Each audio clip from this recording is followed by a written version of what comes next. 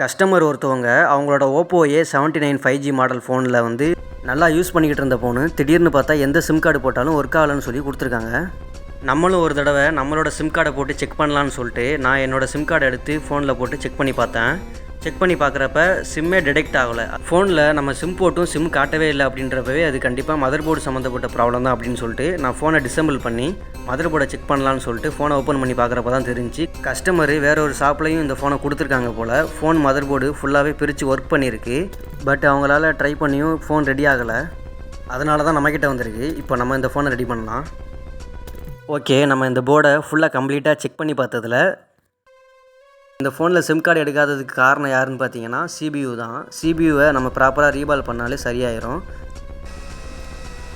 எதனால் இந்த கம்ப்ளைண்ட் வந்திருக்கும் அப்படின்னு பார்த்தீங்கன்னா, பொதுவாகவே CPU அப்படின்னு எடுத்துக்கிட்டோன்னா அதிகமாக ஹீட் ஆகும். பயங்கர ஹீட் ஆகிற ஒரே பொருள் மொபைல் ஃபோனில் எதுன்னு பார்த்தீங்கன்னா அது CPU தான். அந்த CPU ஓவர் ஹீட் ஆகிறனால கீழே வந்து பேட்ஸ் எல்லாமே டிஸ்கனெக்ட் ஆகிரும். அப்படி தான் இந்த ஃபோனில் நெட்வொர்க் சம்மந்தப்பட்ட ட்ராக்ஸ் எல்லாமே டிஸ்கனெக்ட் ஆகிருக்கு. இப்போ ஃபைனலாக பார்த்தீங்கன்னா டவரும் வந்துருச்சு, VoLTலாம் எனேபிள் ஆகி ஃபோன் பக்காவாக ஒர்க் ஆயிடுச்சு.